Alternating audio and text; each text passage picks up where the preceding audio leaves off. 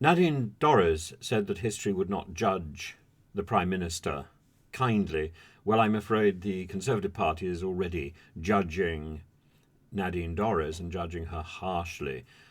Bob Neill has accused her of being part of the theatre of the absurd. She has become an embarrassment. Now, the line which I must say I take to heart is on the Times radio.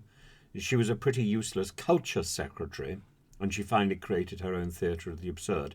It is so obviously motivated by personal bitterness and bile and has got no credibility at all. Well, it's nice to know that she was a pretty useless culture secretary, because I've been saying that for some time. But she is part of a string of 12 or 13 useless culture secretaries, but she was by far iconic. And to accuse the Prime Minister, who is doing his best to get back to sound economic policy, of abandoning fundamental principles, really takes the biscuit of all the political absurdity I've heard.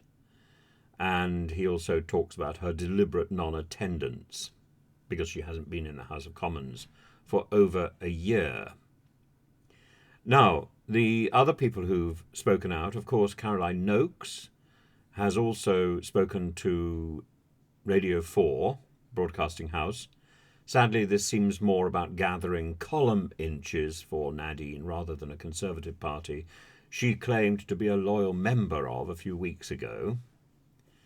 And there's somebody else, Johnny Mercer, the Veterans Minister, said that it was regrettable she had gone down a personal track.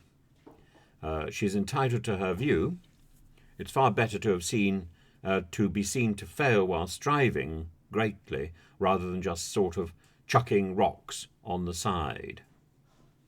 But I think the most important thing is to hear people excoriate her and dump her record and make it perfectly clear what I have known for a long time, which is that she was a waste of space in her ministry, and she could have done so much good. She had potential to do good. She did nothing of worth.